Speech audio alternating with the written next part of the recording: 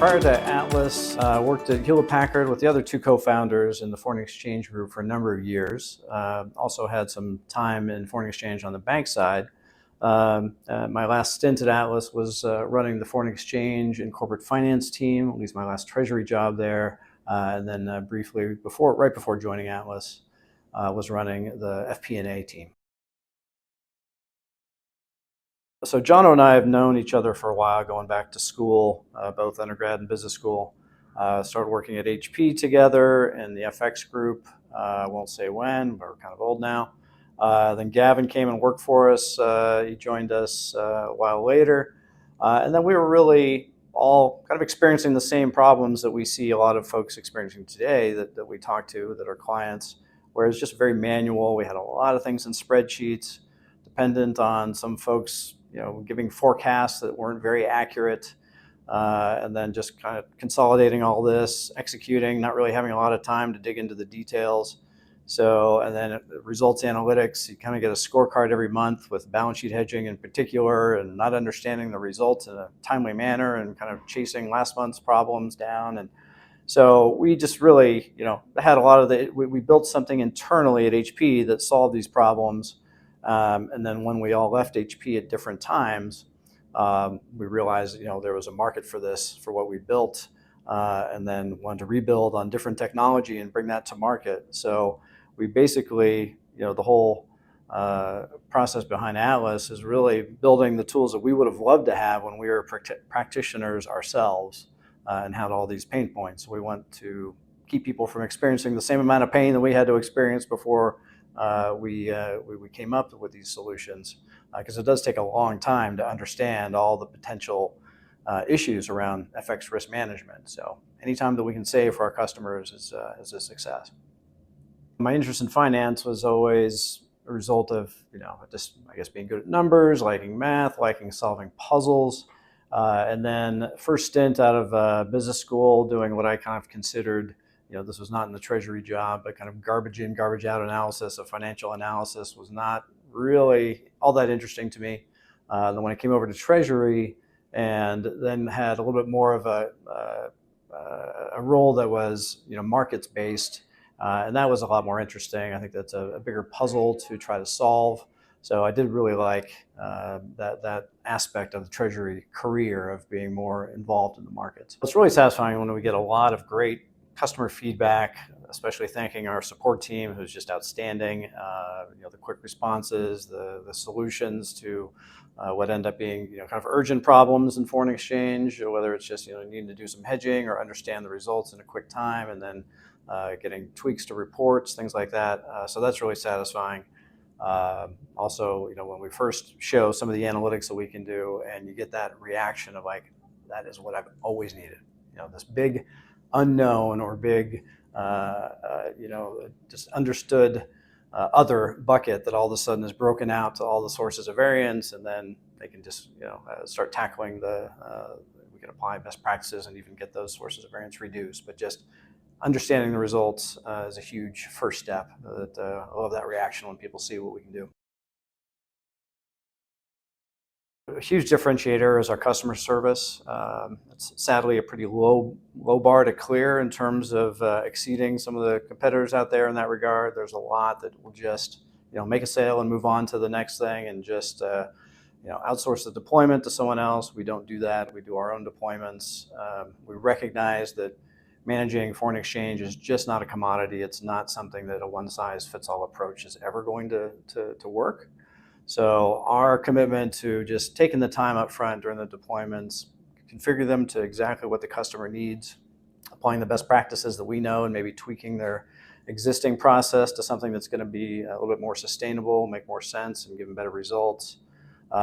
So that's just a huge differentiator. And then our technology allows us to dig into some details and provide the analytics that others also can't do. So there's just a lot of work that others don't want to do, and even if they wanted to, they couldn't do, that we're able to tackle. And it's a totally different, total solution that we provide. And it ends up being a lot of work up front, but then it's a very sticky solution, and no one wants to leave after they see what can be done for them.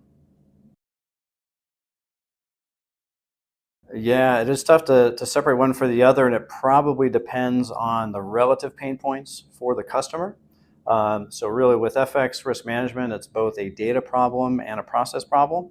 And sometimes one of those might be more acute to the other. So someone who has a bigger data problem might see us as more of a fintech solution.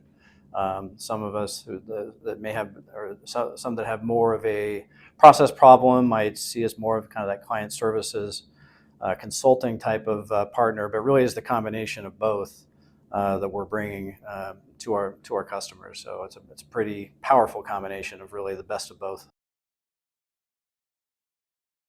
Well, I think that Warren Buffett quote of "you don't know who's been swimming naked until the tide goes out" definitely applies to FX. You can have some periods of not a lot of volatility, and you can maybe get away with not hedging optimally and not having disastrous results. But volatility can hit and hit pretty hard, and all of a sudden things are going haywire, and you realize what is not going very well. So the biggest consequence would be basically not meeting earnings expectations due to FX. No CFO ever wants to talk about FX on an earnings call. If they do, that's when they usually have a tops-down directive to Treasury of fix this so I don't have to do that again. So if you don't understand your FX exposures, and especially if you're misguidance or it's just not part of your core competency as a company, and you just want it to be on the sidelines, it's sort of like you don't want to notice a referee or an umpire. If you do, something's probably gone wrong. And FX is similar in terms of the financial results. They just as soon, the folks outside of Treasury and the FX risk managers would just as soon never have to deal with it, or at least understand it easily enough that it doesn't become an issue. So if it's become an issue, probably too late. And for a lot of folks, that's sadly when we first hear from them. So understanding where your transactional currency exposures differ from the functional currency. That could be the income statement, could be the balance sheet, both. So basically, getting the right data, getting the right information from the ERP system, where there are no out-of-the-box reports that do that today, is an important first step. Other areas are then forecasting, especially forecasting a balance sheet. If you have to do that, if you're not in a daily balance sheet environment, you probably have to forecast a balance sheet. Not something that people are very good at. We really help in that area.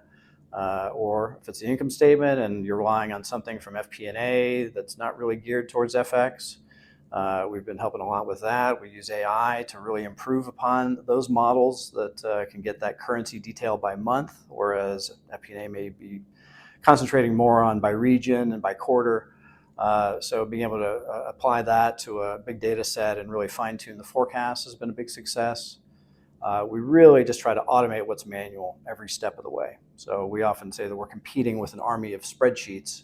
I want to take that error-prone spreadsheet environment away and replace it with something that does still work well with Excel. I never want to completely take Excel away from the hands of a finance person, but really want to take away the manual process, especially if there's any offline changes to data. That's where things go wrong.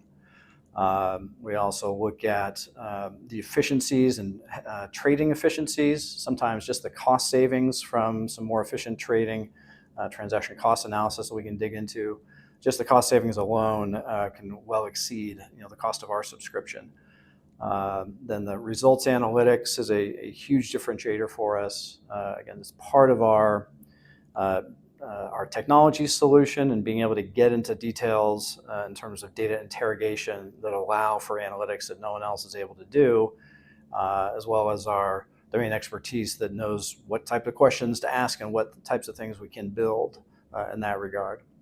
And then beyond that, some folks utilize us for hedge accounting as well, if they like kind of that one-stop shopping aspect, and then being able to, we can do all that for folks in the mark-to-market and the journal entries and the whole thing. So for the sort of the beginning to end FX risk management process.